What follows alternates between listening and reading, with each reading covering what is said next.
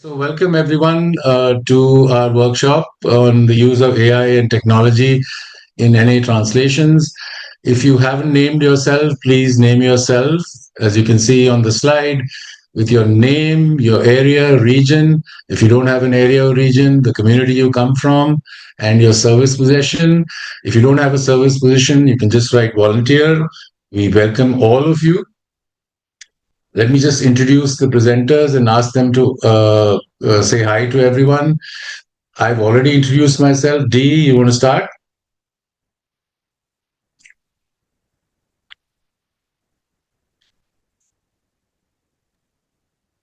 I think you're on mute, Dee.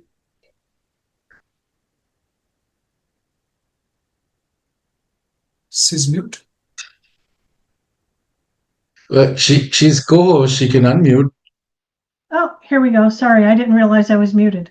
Hi, everyone. My name is Dee Jenkins. I'm the translations manager at your World Service Office in California. I've been with NA World Services since 2003, and I think this job is my favorite so far. So I'm very happy to be here with you with our entire team, minus one person, and I hope we can share some good information together today. Right. Thanks, Dee. Thank you so much to everyone and you personally for doing all of this and helping us carry this beautiful message. Matt? Hello, my name is Matt DeLuca. I'm a translations team assistant at NAS, also from the Southern California region. I've been at the World Service Office since 2024.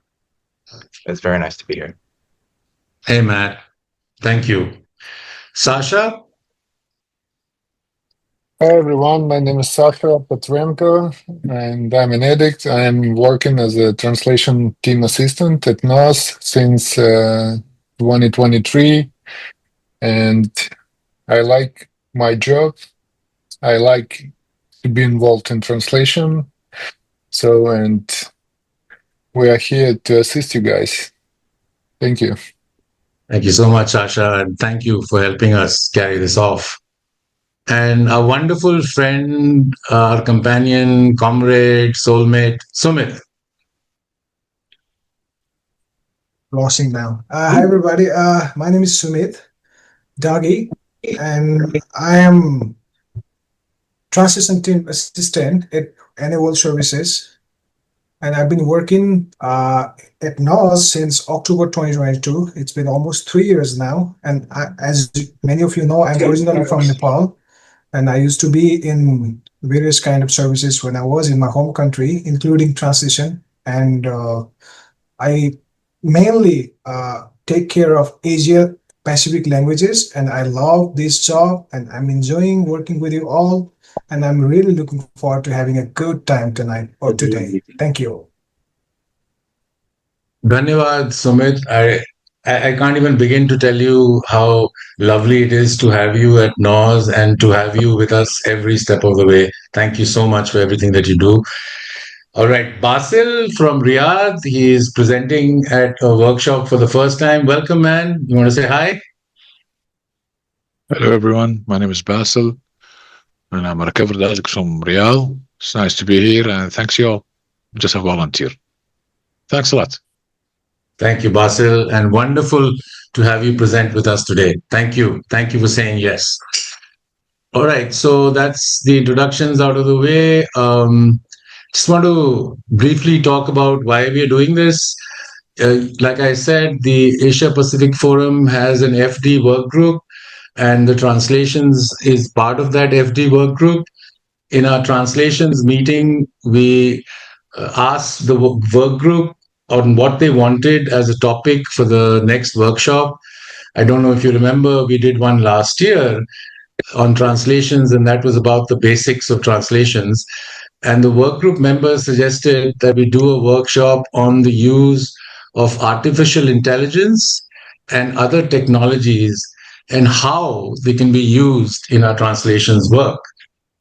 We realized that many communities were already using these technologies and AI, and NOS very kindly agreed to put this up. And as we go forward, you will see there's a fantastic PowerPoint, and we want to have fun and learn from each other, and it should be a good experience. Next slide, D. All right. So this is what we're going to do today, right? We're going to start with carrying the NA message. Then we're going to talk about the use of technology and AI tools in NA translations, including its many benefits and some risks that are associated with it. Then we're going to show you some technical tools that we use. Then we're going to have a demonstration on artificial intelligence. We're going to have a demonstration on how we can use machine translations, which is MT.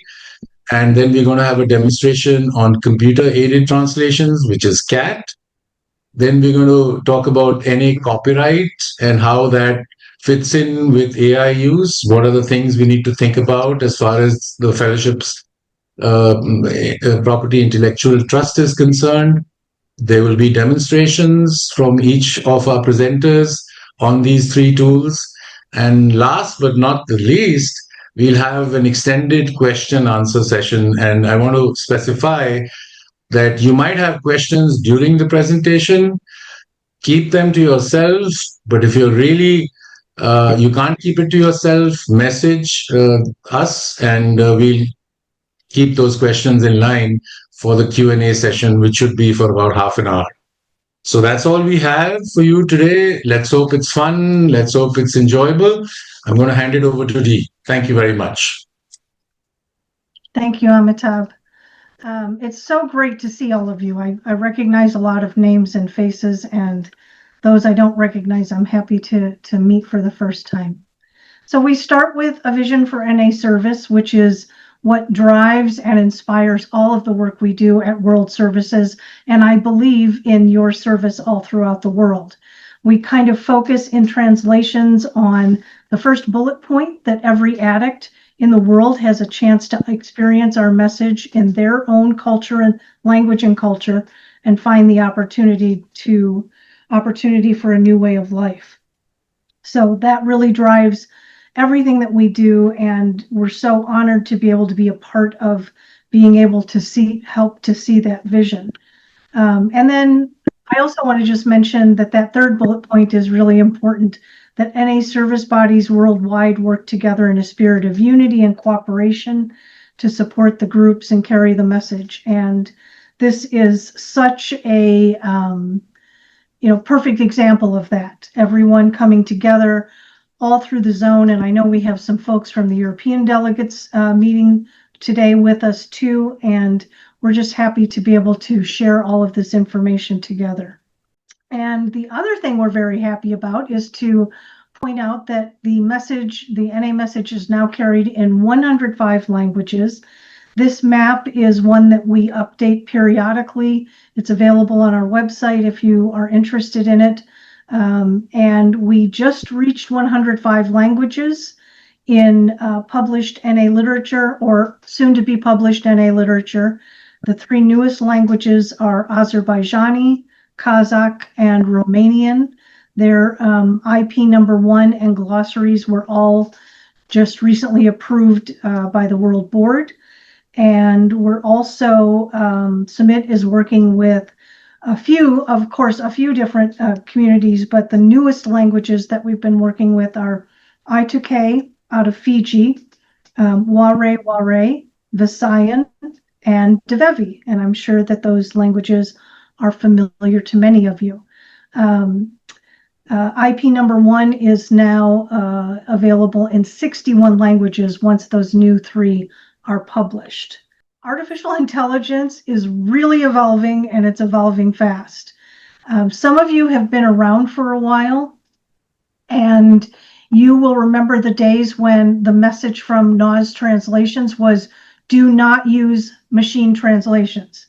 We had all kinds of examples of crazy translations that were showing up with people using Google Translate and the other tools that were available years ago, but that has changed. It does not mean that artificial intelligence is going to take our place as NA members because every time that we use these tools, we need to use them as tools, as resources for the work that we're doing together as LTCs. But it's really important to research what you're using and how it can be made safe for the use that you have. And we also want to emphasize that NAS is not encouraging or discouraging anyone from using AI. The fact that we're here talking about this today is simply in response to the request for the information. We are not artificial intelligence experts. We have done research. We have, done trials with some of the pieces that we're using. And we just want you to know that we don't recommend or endorse any of the specific tools. We're just using them as examples of what's available. And each of you have to decide what tools are going to work for you, or if this is even something that will be helpful in your translations. We did do a survey and we had 54 responses. There were 54 respondents. Thank you all for that. We really appreciated it. It helped us to get a sense of who's doing what. And we see that many of you are using technology or AI tools to help you in your translation services. However, we also saw that there's a very high percentage who are using these tools, but who have, for example, no idea whether you have privacy settings that protect the literature or that are not shared across other networks. So that's an important piece, and we're going to cover some of that today. So I'm going to turn it over to Sumit to talk about, this is supposed to be about AI and just tech tools. So Sumit's going to talk a little bit about some of the general technological tools. Hi, everybody, once again, and thank you, Dee. And yeah, of course, as Dee mentioned that basically we are going to talk about AI tools today, but there are other technologies or software that we are using to help facilitate our translations. So these tools basically are meeting related tools. Like, I mean, we don't have to meet physically all the time. It is not practical anymore sometimes. So in that case, we can meet virtually by using the software like Zoom, Teams, and many of us are already using it. In our survey, members have responded that 80% of the responded have mentioned that they are using these tools. And we can also use social media for the communication or to maintain, keep in touch with each other. If we have to pass on any information or, or announce meeting, then we can always use this software and social media.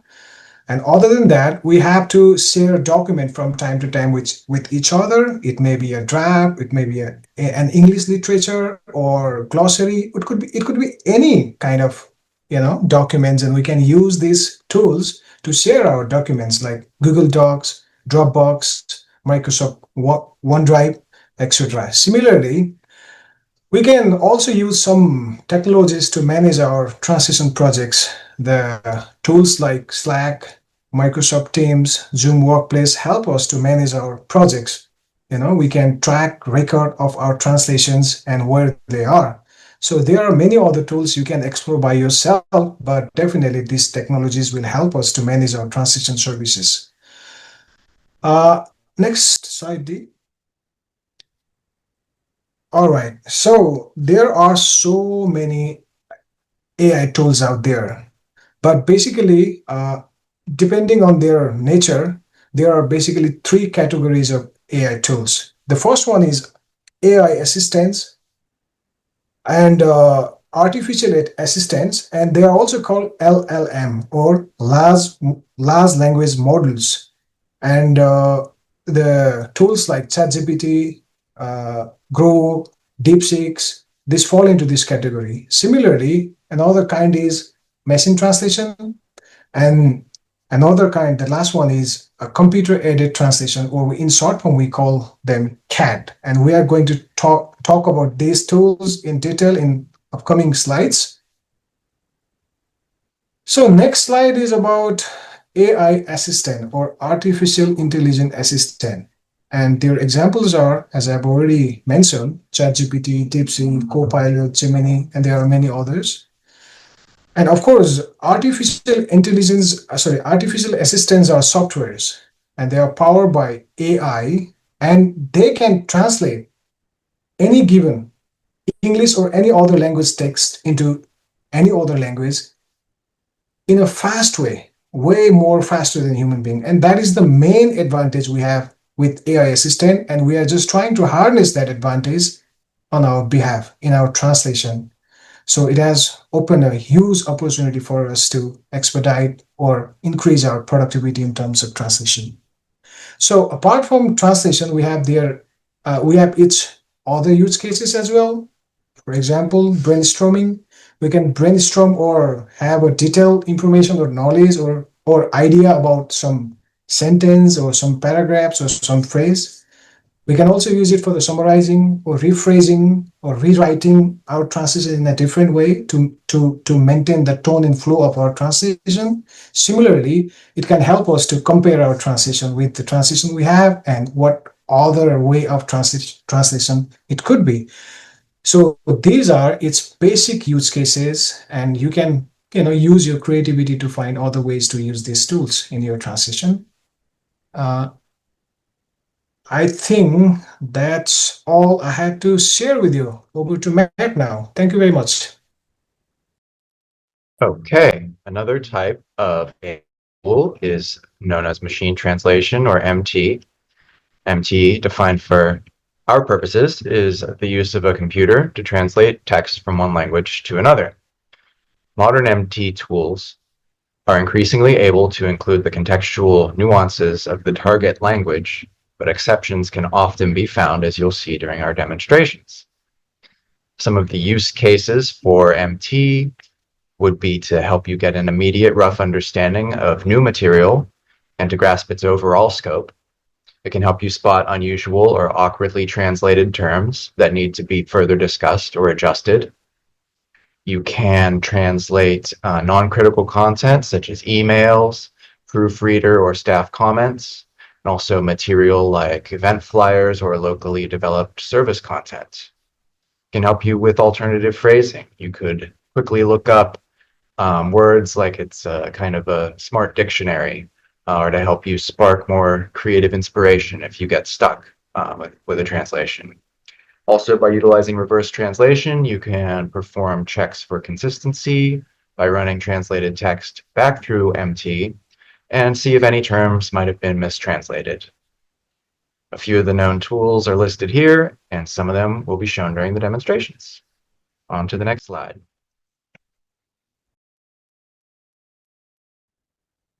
And that Okay. is Sasha. Yes, and so right now we stop a little bit on computer-aided or computer-assisted translation, or CAT, as Samit already mentioned. So it's a short name for software programs designed to help humans, translators, work more efficiently and accurately. This software do not translate automatically, and it's demand involvement of human translators, but still it's help a lot with many valuable features. For example, like managed terminology. It means that you could upload glossaries that you use, and then this software will help to check is all the terms translated accurately as it written in the glossary. Also, it helps ensure consistency. So if you already translated some sentence or phrase and it's appeared later in the text, this software will suggest you already existed translation, and you could choose to use it or no. And collaborate. So also, it allows like a few people, a group of people, work on the book project, for example, at the same time simultaneously, and everybody will see the glossaries and use the translation memory. So it helps a lot to collaborative work. And there are a few, you can see on the slide a few names. This is MateCat, Smartcat, MemaQ, and Trados. There are many more, and this is probably most commonly used nowadays. Let's go to the next slide. So, and on this slide, we can see how it could help us. So it can hasten translation work.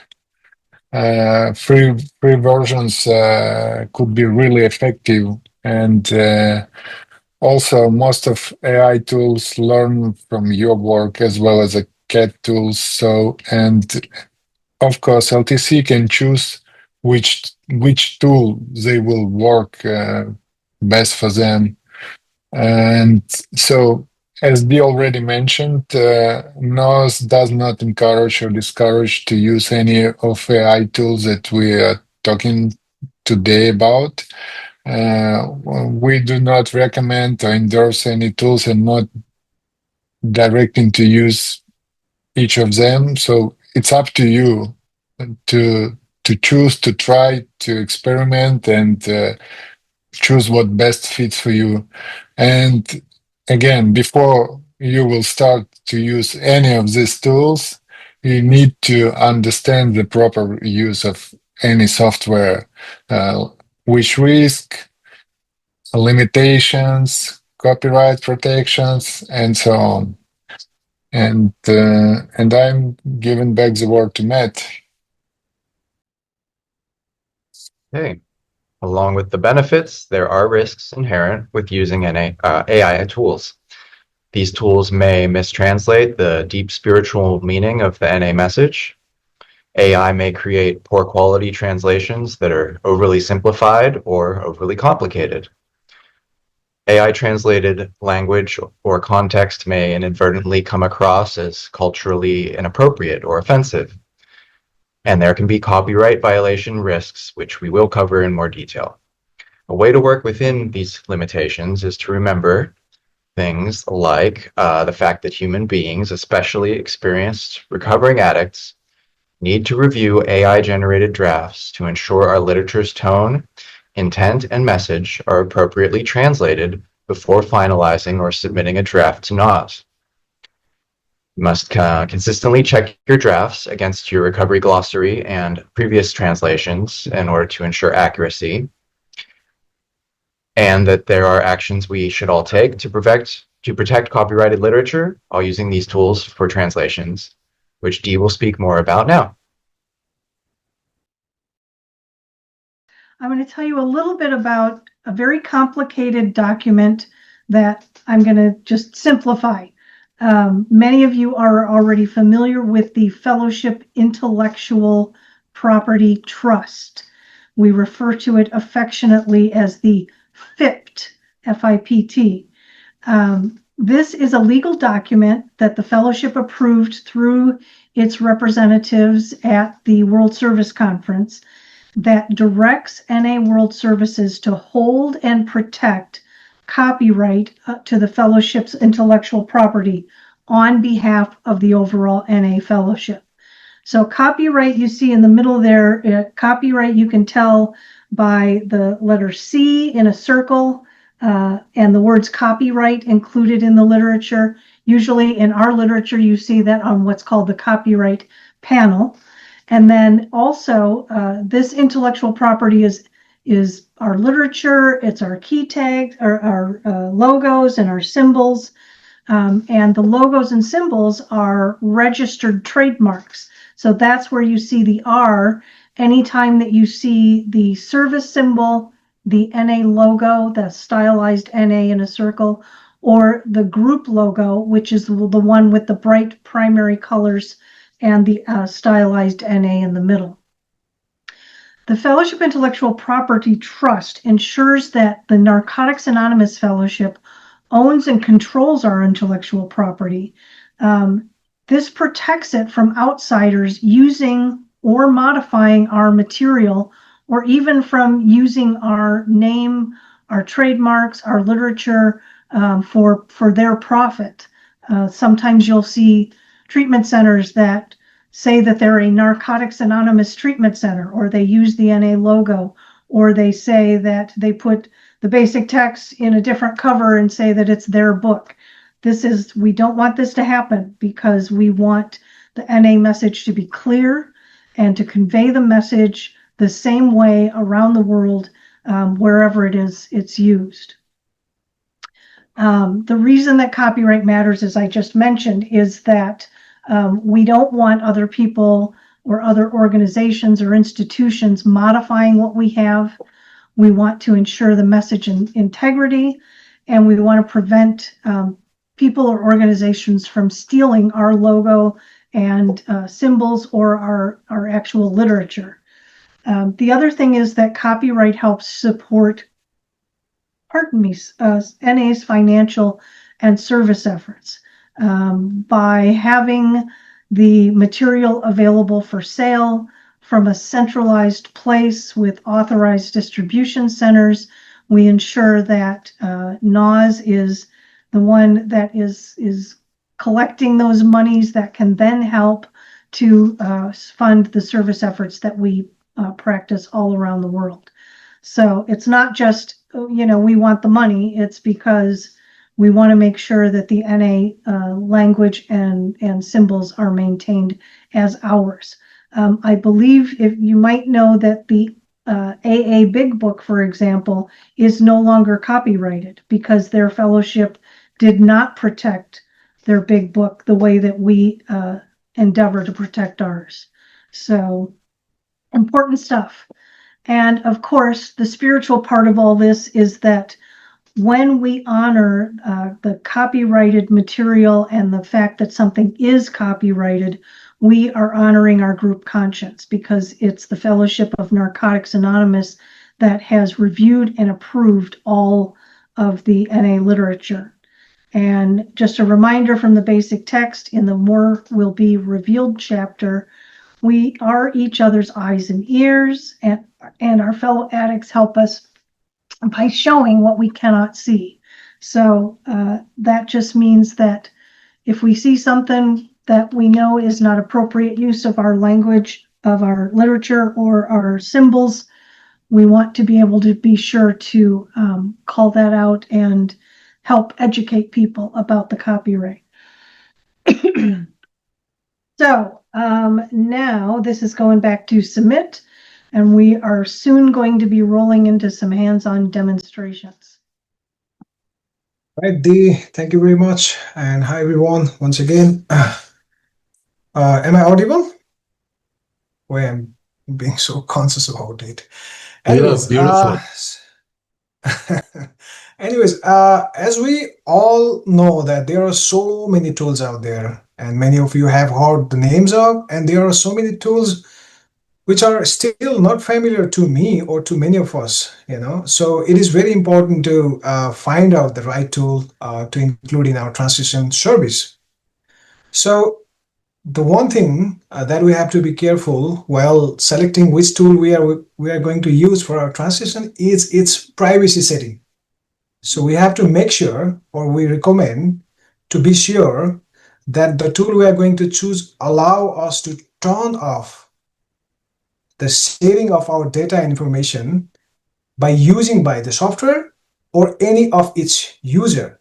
And that's very important. So you can find that information in software's privacy setting section. So once you figure out the software allows us to do that setting, then we have to turn that off. Turn off data sharing settings.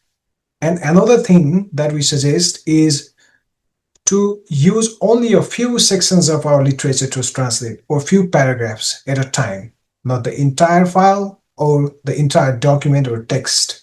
So this way, we can protect any literature while using tech or AI. Because as Dee mentioned, it is very important for us to protect our copyright and our literature. These are our intellectual property. So I think next slide now. And for that, I need to share my screen. Probably.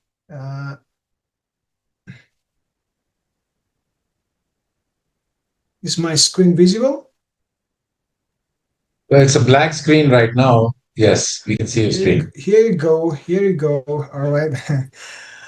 All right. So now it's time for the demonstration. I'm going to demonstrate AI Assistant. It's going to be a short demonstration just to give you an idea how we can translate NA literature into our local language. So for that, first of all, I have opened the software, and for today's demonstration, I'm going to use ChatGPT, thinking that many of us are already familiar with this software. And once I open the ChatGPT homepage, the first thing I'm going to do is turn off the data sharing option. For that, I go to the bottom left corner of the homepage, go to the setting, and then data controls. And inside the data control option, there is an option called improve the model for everyone. By default, it comes turned on. So it means if we don't turn it off, it's going to use the data and information we share with this software. So we would like to turn this off. And now we protect the software to use whatever data or whatever text we put into this software while translating. So I'm going to close this. So once the data sharing option is fixed, or we protect our information, the next thing we would like to do is ensure that our translation adhere to our glossary, because we have our glossary. And let me open the glossary for you. So this is NOS format glossary. And those who are involved in the LTC, many of you are familiar with this format. And this glossary has 7 columns in it. And in the first and second columns, there are English word. And in the sixth and seventh column, there are Nepali translation. By the way, I'm going to use Nepali language for the translation because I am from Nepal, so I speak this language fluently. So, but there are other information in other columns, like their explanation, their references, and the alternative words and the similar words in other languages. So when we upload this glossary directly into the ChatGPT or any other software, there's a chance that software can misunderstand it or cannot understand properly. It might get confused and wouldn't give us a proper glossary adherence in our translation. So for that, what I have done is we just extract the English word and their Nepali translation and make it into two column document instead. So I have already extracted these words and their translation. In column A, there are English words and phrases, and in column B, there are Nepali words or their translation. So I am going to use a free version of ChatGPT. As Sasa mentioned, the free version can also be useful for our purpose. So there are basically 2 ways to upload this glossary into the ChatGPT. One way is to copy it and paste it directly. And another way is to upload the glossary file directly into the chat box. So I'm going to use the second version. I pick the glossary and drop it over here. It takes just a few seconds to get it uploaded. So it's done. So once you have glossary uploaded, the next thing that I'm going to do is give it a prompt. So we have to tell the software what we exactly want it to do. So I'm going to give a very simple prompt here. Please translate the following text into Nepali by using uploaded glossary. That's all. So the uploaded glossary. So I've given the prompt. So the next thing is to go to the literature that we want to translate. So here I have opened IP number 1. Just for the example, I'm going to use the first paragraph of this IP. And as we mentioned before, we are just going to, recommended, or it is better to use only one paragraph or a few paragraphs at a time. So for that purpose, I'm going to use just one paragraph. Very simply, I will paste it over here. I paste it, and once I paste it, I just click the arrow button. So it takes a few seconds, and we've got the glossary here. Sorry, translation here.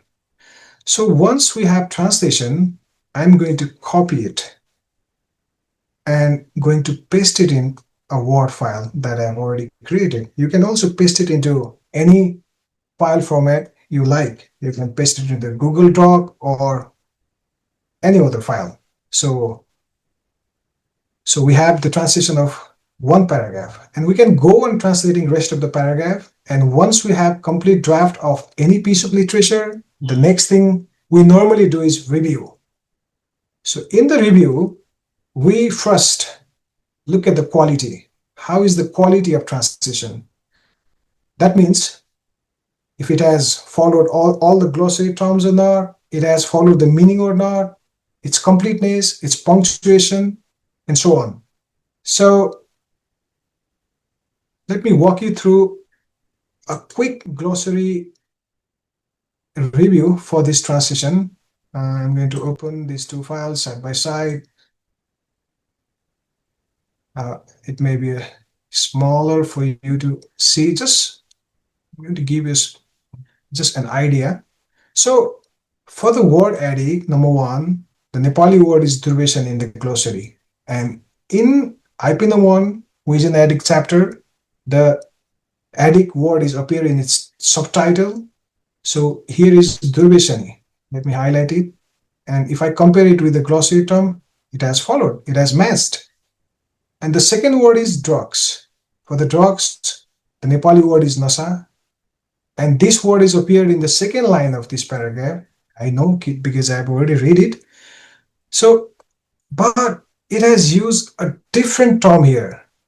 Instead of using nasa, it has used a different term for the drugs. So it has not adhered to the word drugs. Not good, right? So I'm going to highlight it. So this way we can continue reviewing the rest of the glossary word into our translation. And if there is any inconsistency, or if it has not followed any of the glossary terms, then we can correct it manually. And we can also go on reviewing other aspects of the translation like meaning, completeness, punctuation, etc.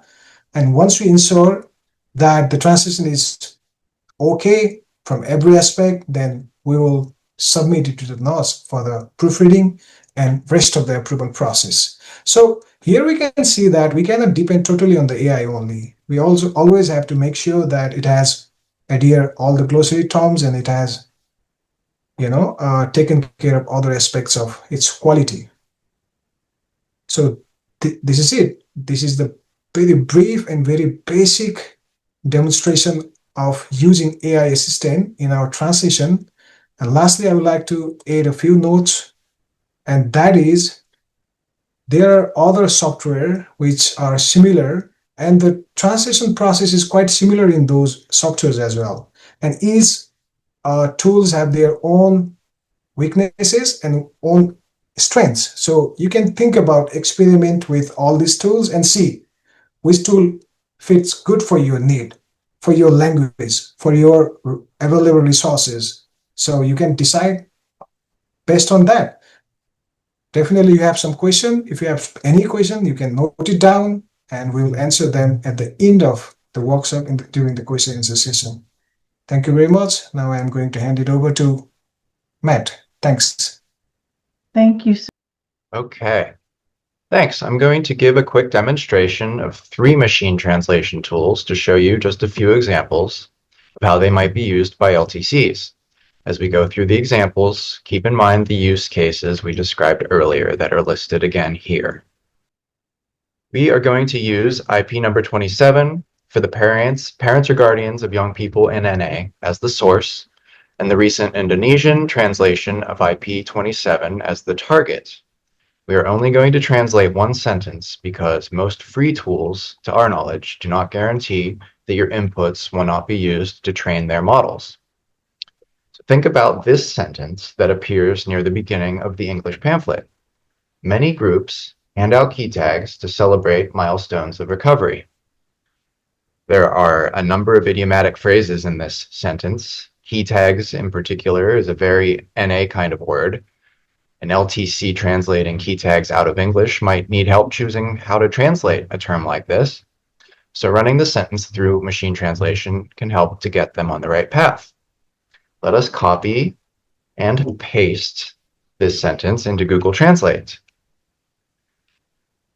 Google Translate is popular and free, and it currently supports 247 languages.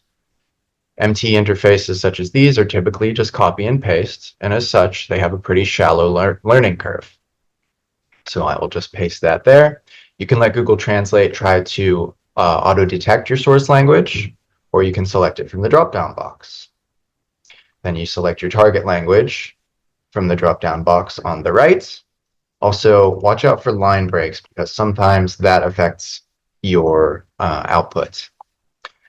Now you'll see our result, and it needs to be checked for accuracy. If I spoke Indonesian, I would already know. Some people might be laughing once they see what came out of here, but we have a way around that using reverse translation that I'll show you in a minute.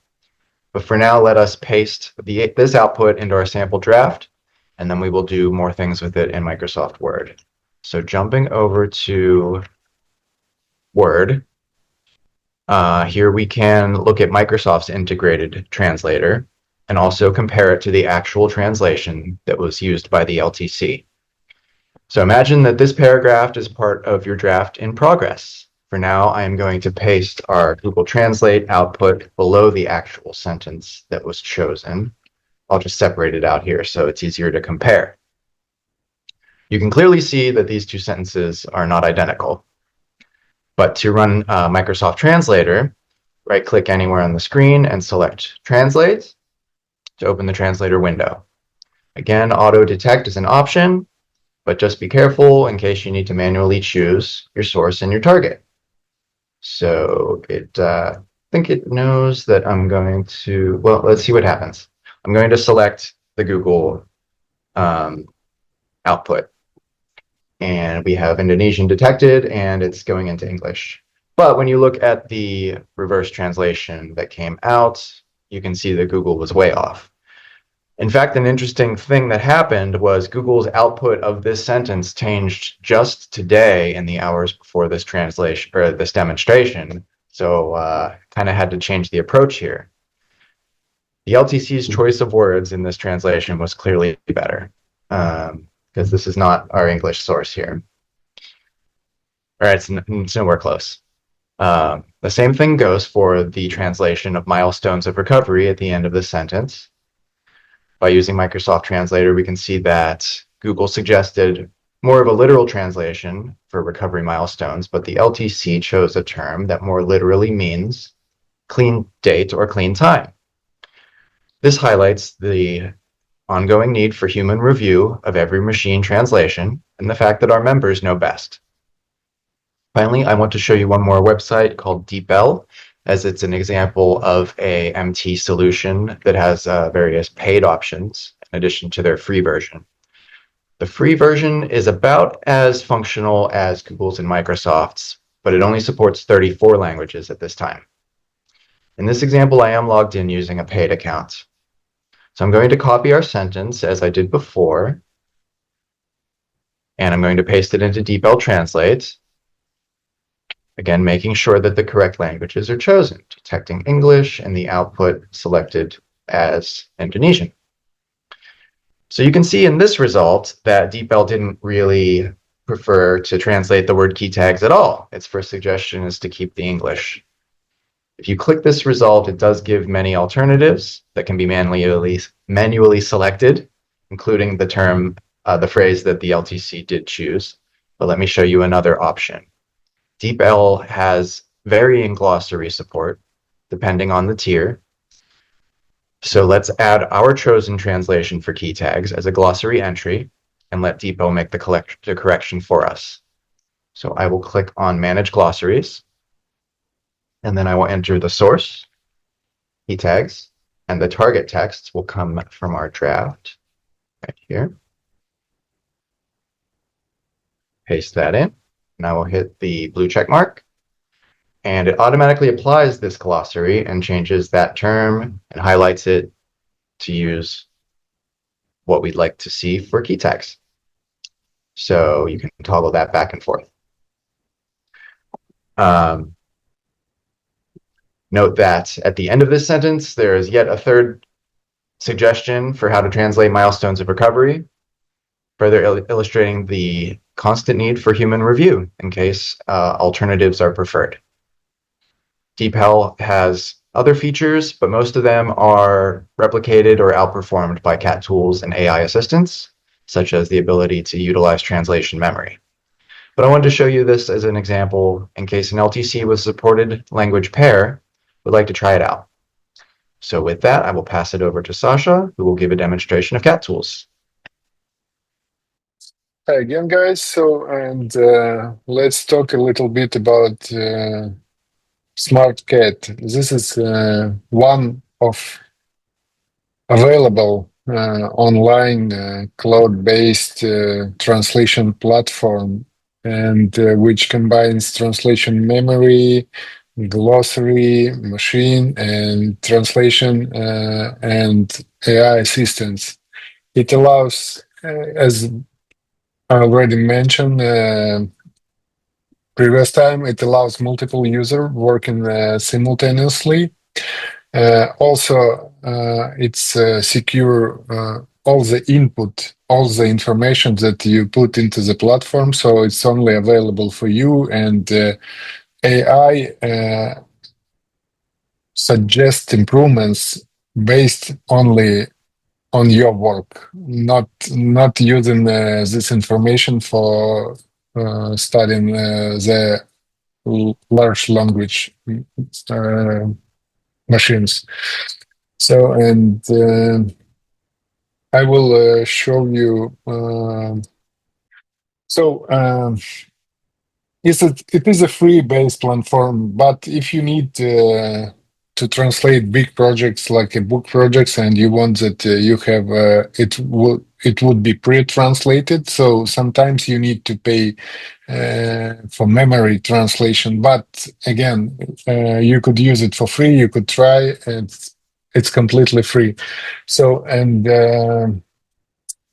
when you open Smartcat in your browser and register account, so usually you appear on a homepage which looks like that, and you need to go to the left corner to the menu bar and choose the jobs.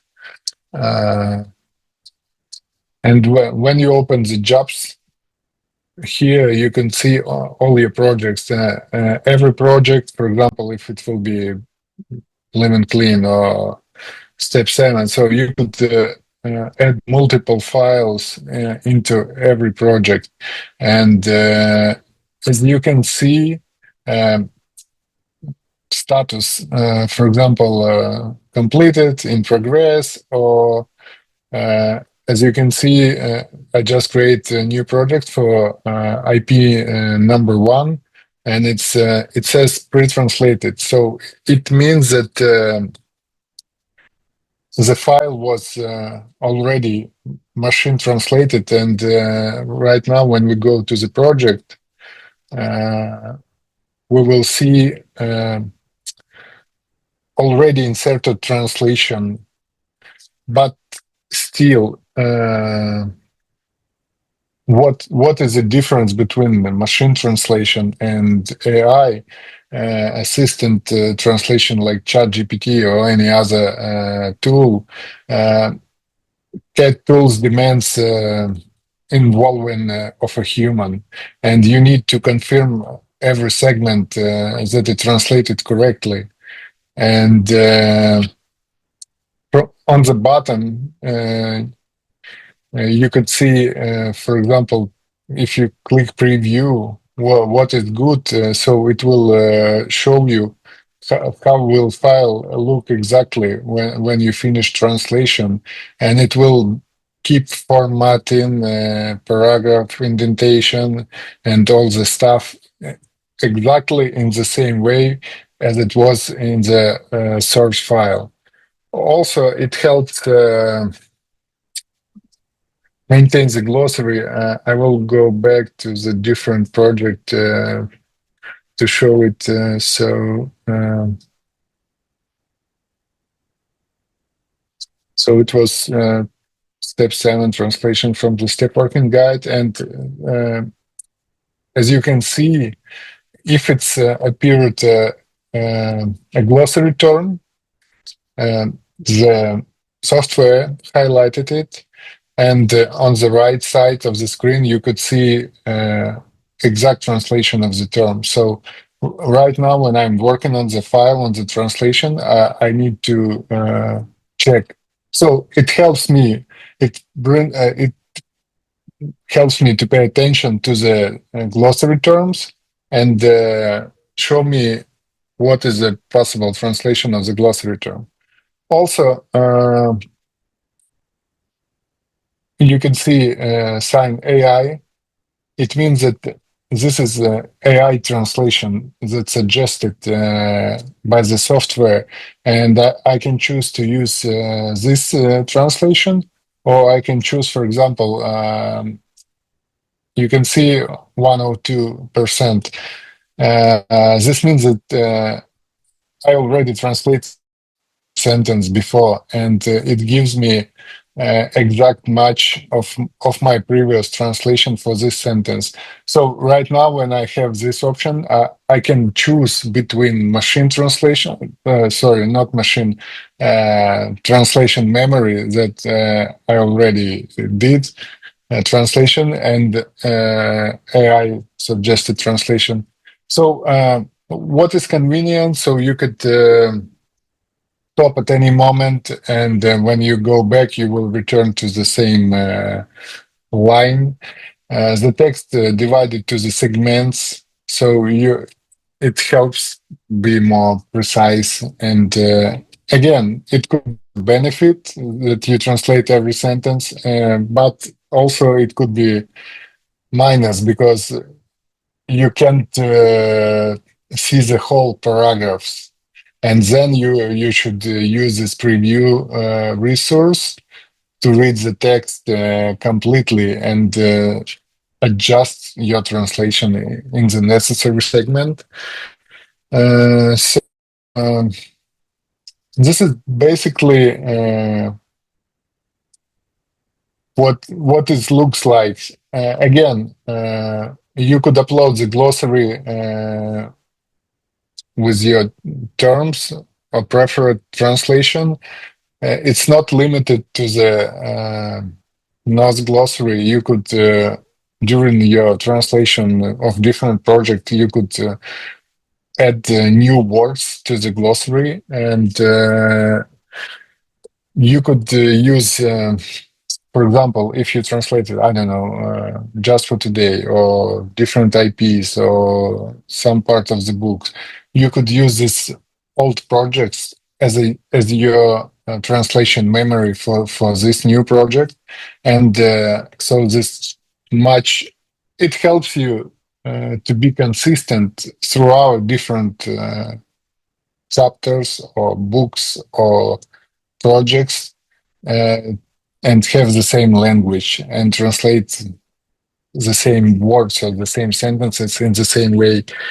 And again, as you can see, most of the segments I didn't confirm in this project yet, and but it's already there. So if you want to have like just machine translation, something similar that was done that Matt showed, you could upload resultant file and all unconfirmed edits. So, and in this case, you will have all the pre-translated text and then you need to review it. Or you could add another user who will review it as a proofreader, for example, inside the committee.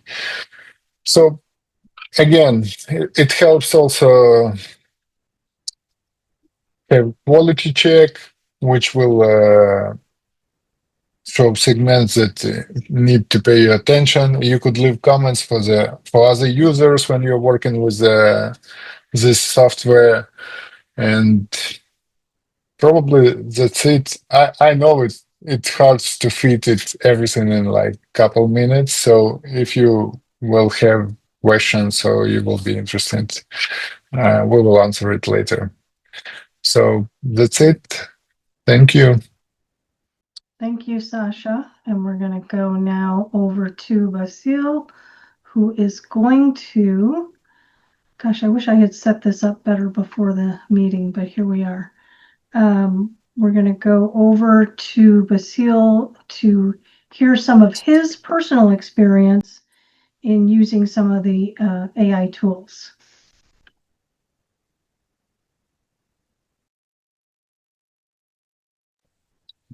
Hello, everyone. My name is Basil, and I'm an addict. Yeah. Am I good? Yes, you're great. Yes, thanks a lot. Thanks a lot for the workshop. Thanks, everyone, for sharing. Through my experience in AI, I've been trying to understand it since about 3 years ago. And I was trying to develop always to use it in my translation. And I find out that the more context that I give, the more spiritual language that I give it, the outcome will be much more better. So I've tried a lot of modules, maybe more than 100 modules. But I found out that when the prompt is more crafted, the outcome will be much more better. And usually JSON files will be much more better in feeding these language model, either the translation memory or the glossary. And there is always a way to make it answer in a spiritual way. At the end, it will always have to be reviewed by NA members, no matter how better the income will be, because this is the NA message. And translation was my passion since a long time ago. ChatGPT can be much more efficient and much more privacy if we use the team subscription. There's a privacy, what they call, much more privacy selections over there. So it will not be trained by the model itself.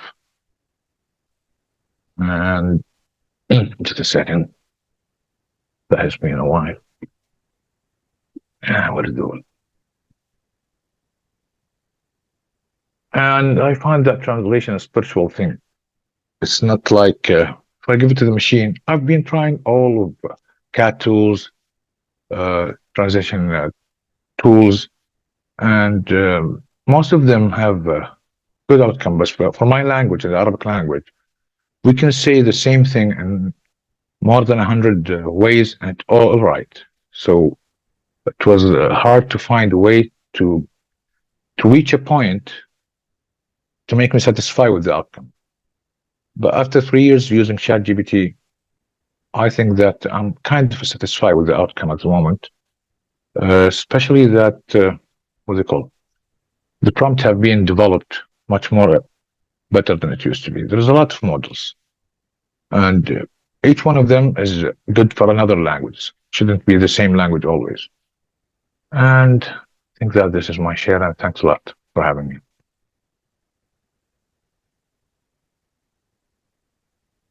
Thank you very much. Yeah, everybody's going to have their own experience, and each of us learns as we go along. Okay, so guess what? We're pretty much on schedule, believe it or not. So, Amitav, I'm going to turn it back over to you to facilitate any questions that people have. Yes, Dee. Thank you very much. Thank you, Dee. Thank you, Matt. Thank you, Sasha. Thank you, Sumit. Thank you, Basil. And thanks everyone. There are 72 NA members in this workshop. We've never had so many. It's a very serious kind of topic, right? We're not talking about things that we can easily relate to. This is technical stuff and beautifully and simply presented. I just want to briefly, in a minute, we started planning for this in April. We got in touch with NOS, and this hasn't happened overnight, right? We've spent 2 months laying it out, having meetings, discussing it. It's quarter to 11 in Los Angeles right now at night, right? And these guys have probably had a long day at office. Sasha, Sumit, Matt, D, and they're still helping us do this. So our real gratitude to them for doing this. It's almost like we have these friends, on the other side of the planet who just put their hands up and say, hey, let's do this. Let's have some fun. Let's learn. So thank you so much, guys. And everything we do in Narcotics Anonymous is collaboration, right? It doesn't matter where I stay, where anybody else here stays, right? We all come together because we have one fundamental, simple thing to do, to carry the message to the addict who's still suffering anywhere on this planet. And this is a part of that effort. I think I had a raised hand for a question. Could you put your hand up again so that I can unmute you?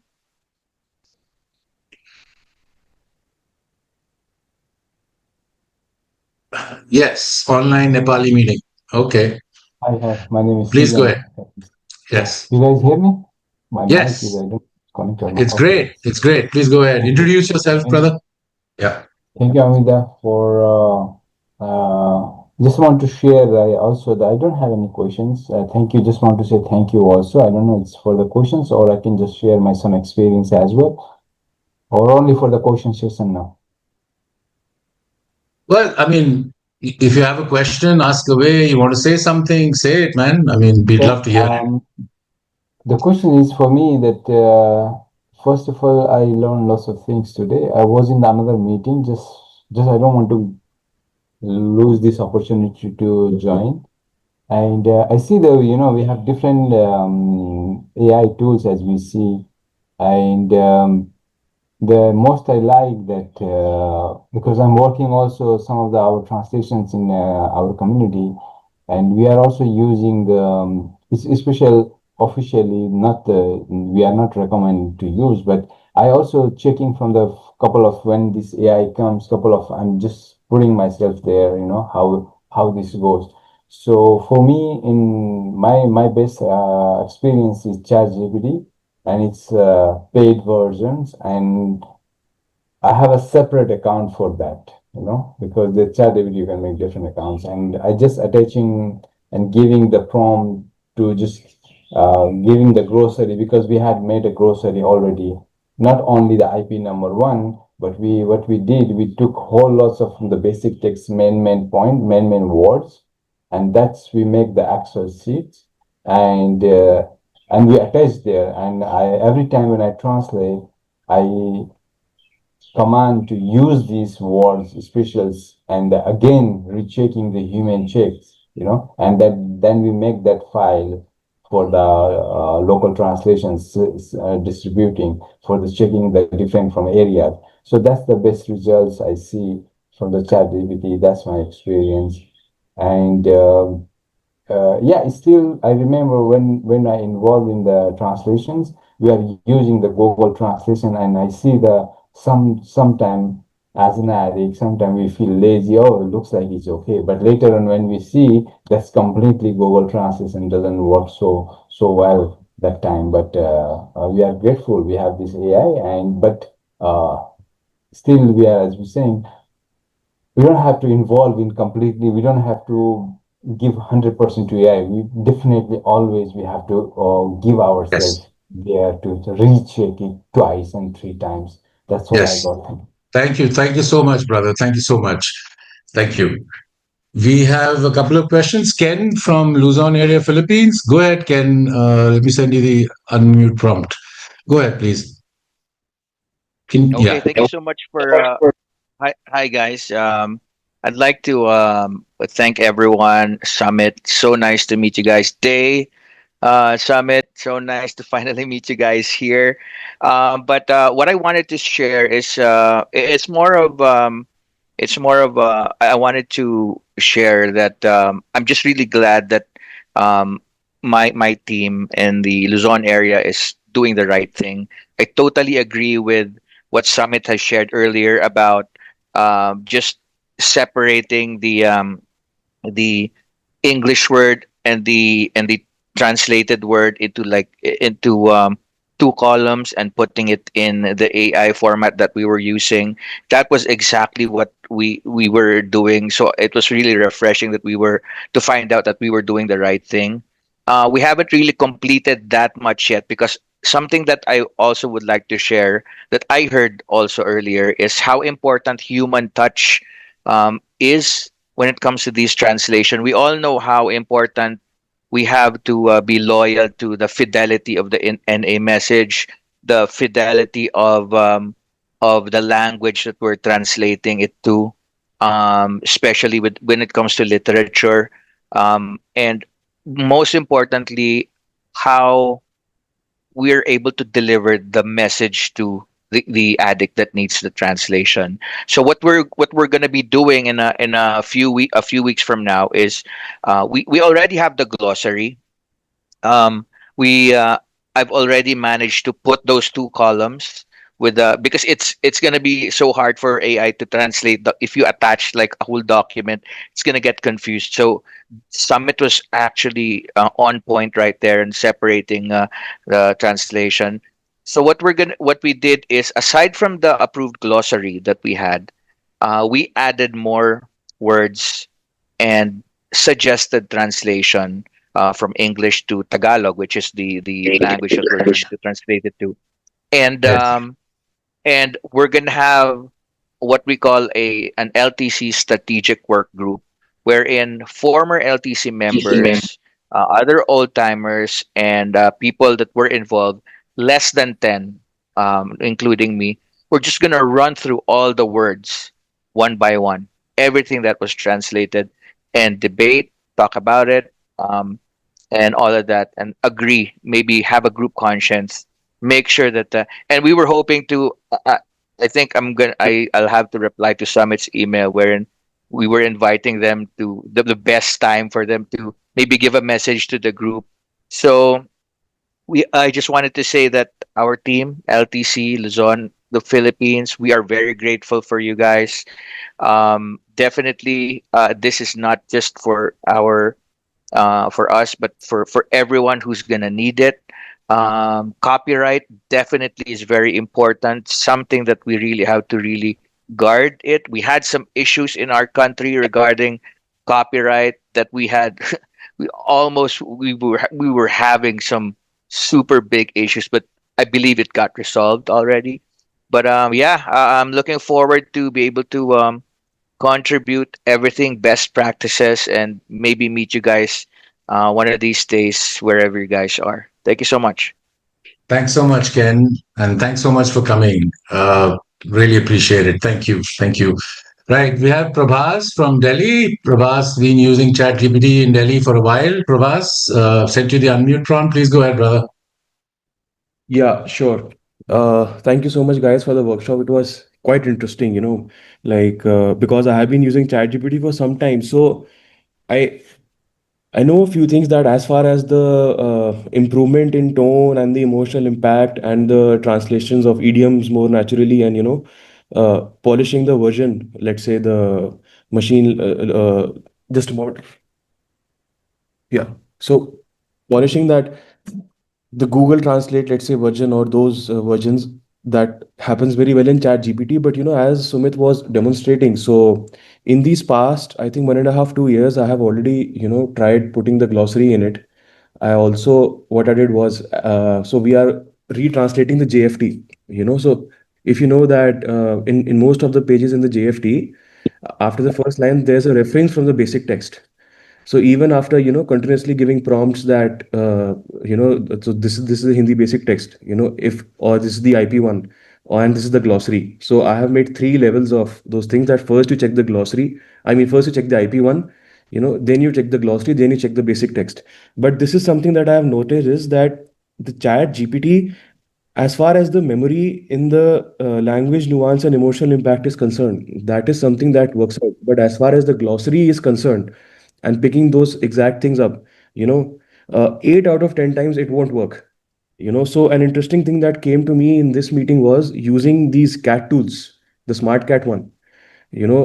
So I was just researching and thinking about it that if, see, one is my suggestion and one is my question. What I was thinking as a suggestion is that if the cat tool is used first, so that whatever is as it is in IP1 glossary or the basic text can be picked up as is, and they can be done in capital letters, because ChatGPT does not recognize any colors or italics or anything else. They can be done in capital letters, and then it can be put in ChatGPT and said that just don't touch the capital part, translate all rest. One thing is that which can be done. Second thing is that when the last speaker was sharing, so I heard a term which is called API key. Like API key is like a secret password that lets your software, like let's say Smartcat or talk to ChatGPT, basically, where one can be integrated into another. That's the job of an API key. Now, I don't know how to make use of that, but I know that is a thing that exists where we can use two softwares together, like Cat and ChatGPT, uh, together, basically. If anyone knows anything about it, great. If not, what I am suggesting, does that make sense to anyone who's quite experienced? Or, yeah, that's my suggestion and question. So your question was, how do we use the API key and about integrating these two different softwares into and using them together? Anybody want to respond from Noz to this? Or Basil, maybe API key? You're the dude, man. Basil Whoever. has his hand up. Sure, Basil. You can unmute Basil, your co-host. Yeah, Yeah. hello, everyone. Yeah, about using API key, it's kind to be implemented in the code, or sometimes some softwares have that field of it that you can enter your API key. So some softwares have that settings or option that you can use the API key. API key have that more advanced level of protection. So it's much better than using the same software. So it can protect the data much more, not to be trained. If you want, we can connect, and we Yes. can find a way if you would like to. Yes, I'll It will connect. be my pleasure. Yes, I'll connect the Yeah, two of you, sure. Prabhas. I'll connect you with Basil in Riyadh, and you guys can have fun. Okay? Yeah, sure. Is that okay, Prabhas? Okay. Right. Let's go on to Surat. Surat, I've sent you the unmute prompt. Surat is from Kolkata LTC. Go ahead, Surat. Hi guys, I'm an addict. My name is Surat. So I have two questions. First one is how do we handle biases and hallucinations in the AI tools that we use? And the second question is, I have been doing service in AP, in LTC, in translating our literature in Bengali for the last 3 years. But the thing is, an incident happened. Amitabh, Sumit, they knows it. Some other guys translated it, and they have they have started distributing it also without being fellowship approved, or without it sending to NOS, checking the glossary. We don't know that. So these are also the risks. So how should we handle them? Thank you. Who I'm wants to sorry, take? I didn't hear the first question. Can you repeat the first question? Surat, can you repeat your first question, please? My first question was, how do we handle the biases, like any LLM? They keep on learning continuously. So, for example, as Prabhas was saying, Chat GPT, like a lot of people uses Chat GPT in Hindi. So the number of Hindi speakers in India is more, but the number of Bengali speakers is very less compared to that. So people use more for Hindi than for Bengali. and so whenever we try to do something, there are biases and sometimes hallucinations occurs in AI. In any AI tool, it occurs. It can occur. It occurs also. So how should we handle them? This was my first question. Did Thank you you. get did you get the word hallucinations? I don't didn't quite get that. Well, Hallucinations, he said? I think I Yes. understand what you're saying. Okay, go ahead. Go This ahead. is, and I hope this answer isn't too simple, but this is why the human touch is so important. The AI tools are going to learn based on what you give to it and what you offer in changes as well. So this is why we talk a lot about cultural sensitivity and offensive language that AI can sometimes generate because it just doesn't know the nuances of your culture and your language. So that's a really important part of the LTC's role. As to distribution of drafts, what I can tell you is that we recommend draft distributions in two situations. One, if you have if the LTC has a draft and wants to distribute it to the local fellowship for review and input, then you can take your initial draft, any version of your draft, distribute it through your areas or however you want to do that. We recommend, if you're doing that, that you place a deadline on the review and input that you're asking for, and stick to that deadline so that people, will give you the input you need. The other time that you can distribute drafts is if you have completed your translation and especially it's best if you can wait until the LTC has actually approved it, because that means it's been reviewed by a proofreader and the LTC has signed off on the content. Then it's okay to distribute drafts while you're waiting for the material to be published, because most of you know there is a gap in time between when you finish and when it actually gets published. And most of you who have experienced this know that if you do distribute those drafts, they cannot look like the actual published version. If you're doing IP number 1, it cannot be the same color as the paper that it's published in. It cannot have the same artwork on it, and it has to be marked as a draft. I realize what you're asking about is outside of what the LTC is doing, and that is not okay. And it's up to your community, your NA community, to share with those members why it's not okay to do that, and maybe invite them into the LTC process. It's also one of those things that can be a risk to the copyrighted material. So if you want to talk more about that, we can certainly do that. Submit is available and understands all of that as well as anybody does. So if it helps to email with him or with him and me, we're happy to talk more with you about it. Thanks, Dee. Sumit, you wanted to respond to that, or you have your hand up? Yeah, actually, I quickly want to respond to a glossary-related question of Prabhas, and I think Surat has also some similar question. Yes. See, we had experimented with different AI tools during the course of the preparation of this workshop, and we have found few other AI tools adhere to the glossary words way better than ChatGPT. Again, we don't recommend any AI tools. It's up to you to experiment yourself and find out which tool suit best for you. So if ChatGPT is not giving you a good output when it comes to glossary adherence, then experimenting with other forms of AI tool is always a better idea. And in terms of cultural adaptation, also I have found other tools way more effective than ChatGPT. This is just this is just the experience of our experiment with some of the tools, particularly in terms of Nepali language. And I believe most of the Indian and Asian languages are similar to it. So you can think about that as well. Thanks. That's all I have to say. Thanks, Sumit.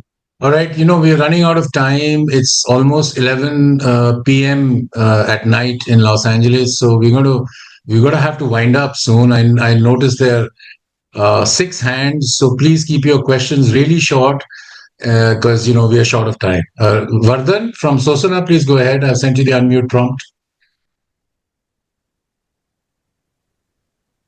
Thank you, Amitabh. Adik Vardhan. So, in my experience, we are closely working with the translation committee, uh, involving with thank NOS translation team for supporting us. See, most 70% of literature has been translated, and we basically work out with AI and other chat GPT and all. But as per the glossary, we change according to our local language. So initially, we had difficulties to incorporate the glossary in the translation process. But now we have a very good team where we have covered almost now JFT also has been sent for the approval process.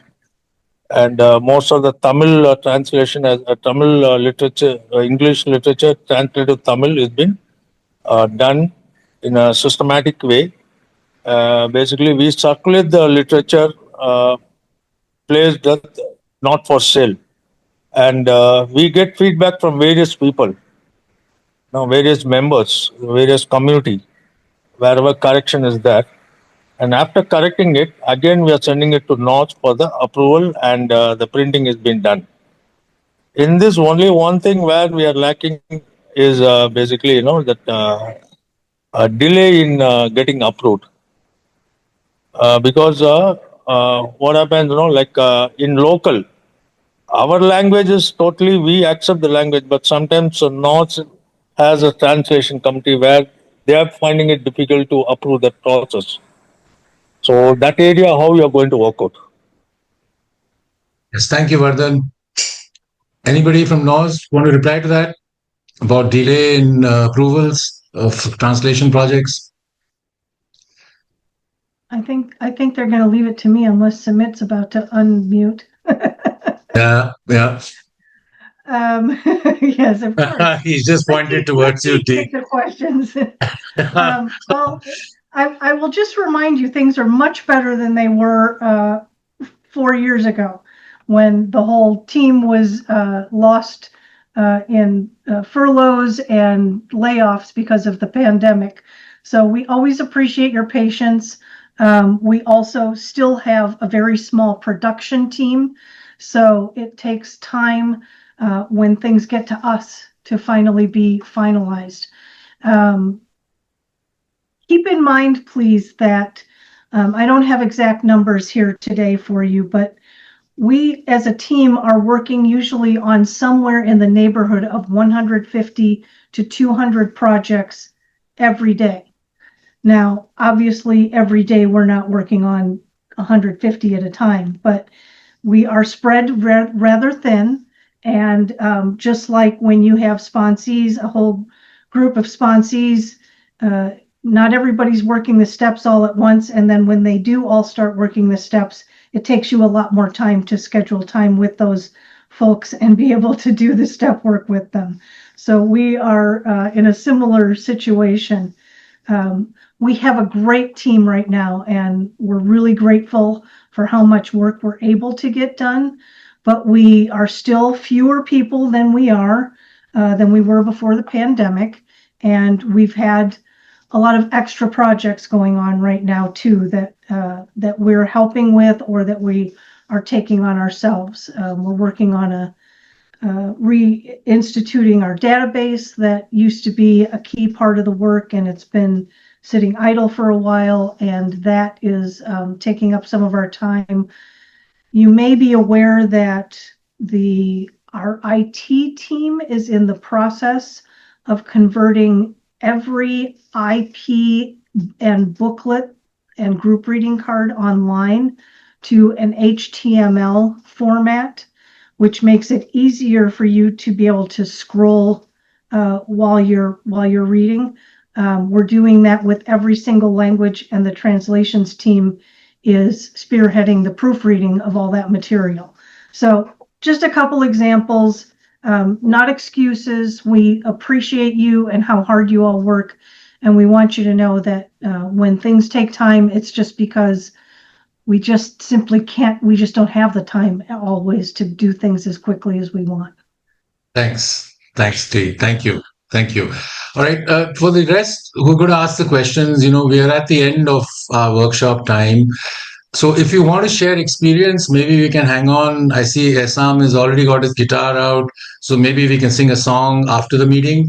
But if you have a question, please ask. You want to share experience, let's wait till the meeting gets over. Shiladia, you have a question? No, I want to answer two of the questions that were raised. Okay. My name is Shiladitya. I'm an addict. God's grace clean today. First question was regarding the API, ChatGPT API. So ChatGPT provides a paid API service, which has to be built on top of a custom software, or if you want to integrate it to another software, like Cat Tools, you have to contact with Cat Tools in order to see whether they allow the integration. Or if you build a custom one through which both Cat Tools and ChatGPT can be integrated together, that can be a solution as well. And Okay. about the hallucination part of the ChatGPT or any LLM, there is a concept called training a model. So if you can train ChatGPT or Claude or DeepSeek or any LLMs to the point that it understands all of the glossary and all of the terms and terminologies of NA, then it would be helpful and less of hallucinations would occur. Thank you for letting me share. Yeah, Shiladitya, hold on. We have a WhatsApp translations group. It'd be great if you can send your number in the chat to me. I'll add you there so that you can share your tremendous experience with AI with other members who are on the translations team. That would really help. I hope you could do that. Thank you. Thank you. Shaumitro, you had a question?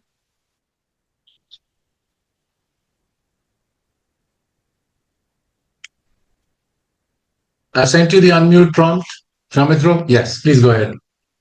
Yeah. Thank you. My name is Sumitra. I'm an addict. I'm from Calcutta. मेरा ये question seriously है अमिताभ. मैं छोटा question तू थोड़ा translate कर दे भाई. Okay. मेरा कहना है कि ये जो टेक्नोलॉजी यूज होने जा रहा है या हो रहा है, ये तो और इजी किया जा रहा है ट्रांसलेशन का काम अच्छी तरफ चले, कि जितना अच्छा हो सके, जितना इजी हो सके, स्मूथ हो सके ट्रांसलेशन. इसीलिए मेरा कहना है कि तेरे को भी पता है या नॉस को भी पता है कि हम लोग का जो होता है लिटरेचर, ये एडिक्ट का अप्रूवल है, ये नॉस का अप्रूवल है, ये बनता है. लेकिन मैं देखा कलकत्ता में पहले जेएफटी, फिर उसके बाद बेसिक टेस्ट चोरी हुआ मीन्स वो कोई बना लिया अपना मन से, उसको फ्री में डिस्ट्रीब्यूट किया जा रहा है, उसको इलीगली पैसे से बेचा जा रहा है. तो ये टेक्नोलॉजी और आने से इसको भी एब्यूज होने का चांसेस और ज्यादा है.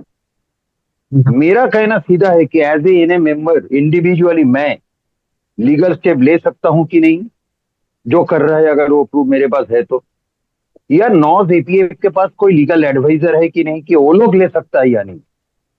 क्योंकि मेरा कहना है कि अगर ऐसे चले तो बात पैसे का नहीं है अमिताभ, बात है गलत मैसेज चला जा सकता है स्टिल सफरिंग एडिक्ट के पास. तो एज ए एनए मेंबर एपीए नॉस कर रहा है कि नहीं है वो अलग बात है, मैं चाहूं कर सकता हूं. मेरा ये क्वेश्चन एकदम सीधा है और ये सीरियस क्वेश्चन है. Right, thank you.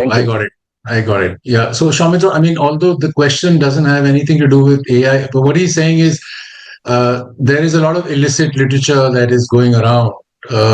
He mentioned the JFT in Bengali, the basic text in Bengali. Technology and AI is making it easier and faster. Translations is increasing the possibility of that literature being stolen. I don't know if stolen is the right word, and distributed free or without approval. And he says that affects the fidelity of the message, because if those books land up in an NA meeting, they do not reflect the consistency that the NA message has. Are there any legal recourses available to us as individual NA members?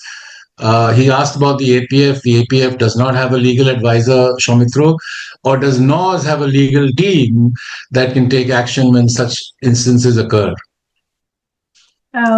Your best course of action is to email the World Board, which is worldboard@na.org or wb@na.org. Your email will be received and responded to by probably Steve Rush, one of our staff members, or one of the others. We have two other people who help to process that email. Tell them everything you've just told us. And yes, there are legal recourses. Thank you, Amitabh, for putting that in the chat.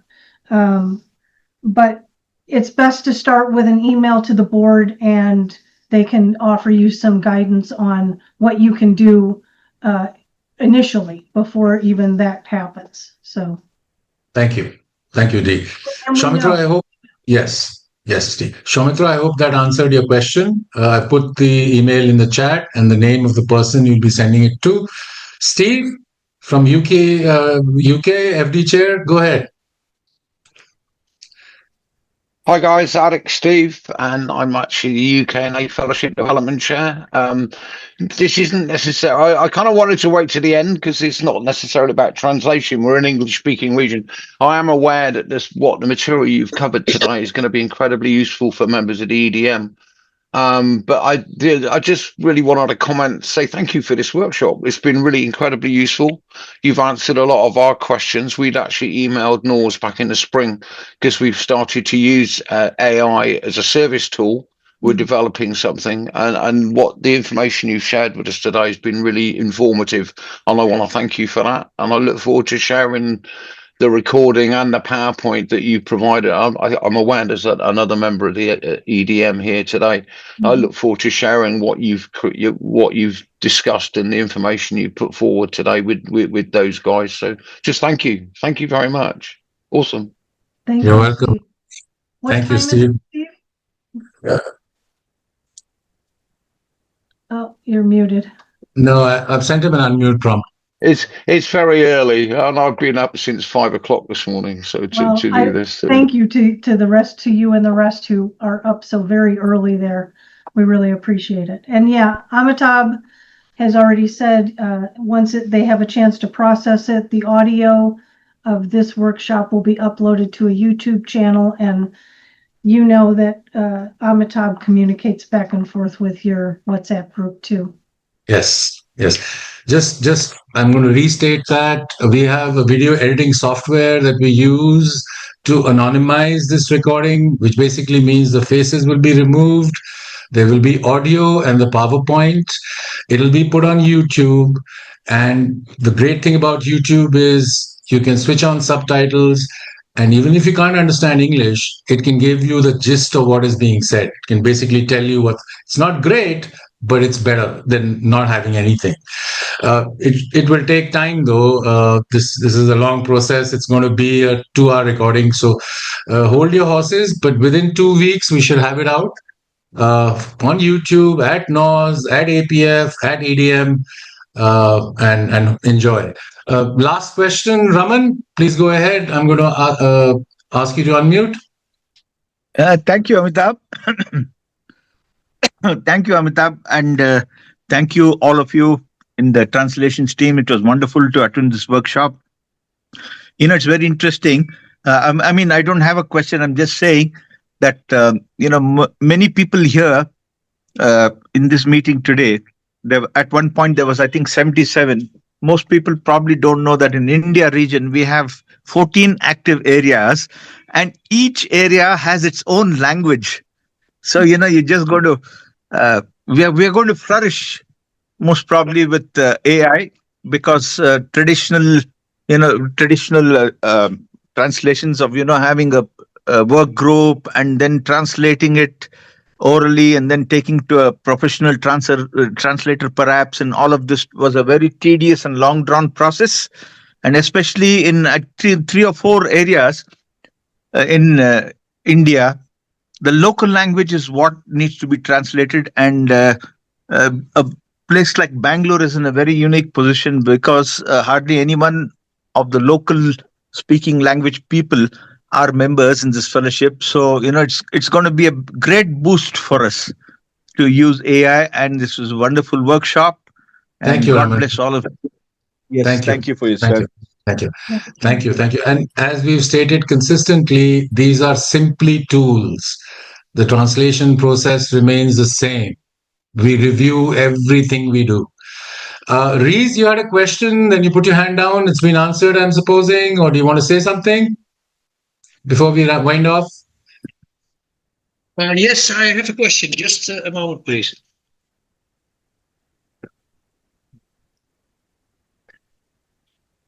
Yes, can you hear me? Yes, please go ahead. I can't hear you at the moment. What's the matter? Okay. Hi, Reese. I'm a recovering addict. I had a question about the translation basics. That's a document from 2017.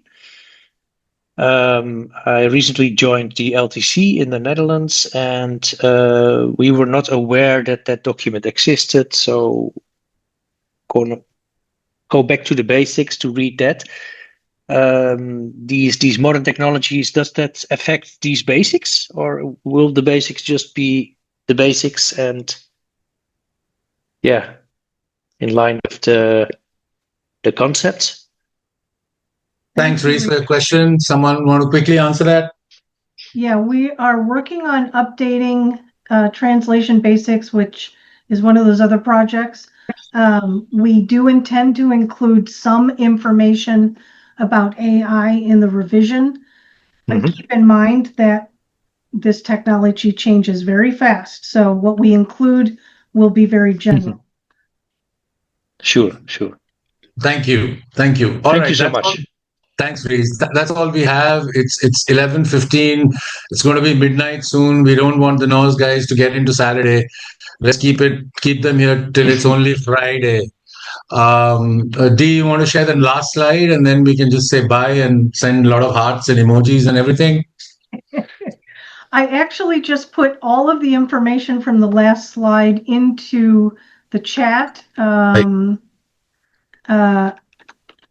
Tell me again, FDC at APF is your address, right? FDC at apfna.org. That's correct. APFNA. There you go. So all of our addresses are in the chat. It's basically anyone you want to get in touch with, you can do translations at NA.org or our first name at NA.org. Matt's is matt.d, and I realize I just typed Matt instead of matt.d, but I think it'll get to him anyway. Sumit is your guy for South Asian languages. Matt is more Western Europe and some African languages. Sasha is mostly Eastern Europe, and then we have mixes and overlaps in between. We're happy to help in any way we can. Reese, Matt is your guy for Netherlands, so feel free to get in touch with him if you have questions there too. And we really just want to thank the APF-FD committee and the APF and Amitabh for inviting us to do this. Basil, we're so happy that you were here and could share your experience. And thank you for giving us this opportunity. Thank you, Dee. Sumit, Sasha, Matt, you guys want to say a final goodbye or whatever? You want to say anything? An honor and a pleasure. Everyone have a great weekend. Thank you. Thanks, Matt. Sasha? I just want to. Yeah, thank you for having us and for the opportunity to share and for invitation, and have a great weekend. Thank you. Thank you. And thank you very much, APF-FD and all the participation for the workshop. And I'm personally, since I'm working on the API languages. Looking forward to get a lot of drafts now. Thank you. Basil, you want to say something before we wind off? Thanks everyone for the wonderful time, and thanks for allowing me to serve. Thanks. Thank you, Basil. Thank you. Love you all. Love you. Love you. Love you.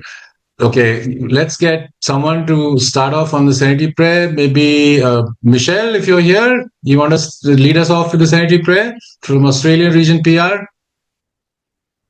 Can you, I'll ask you to unmute. I'm going to unmute everyone.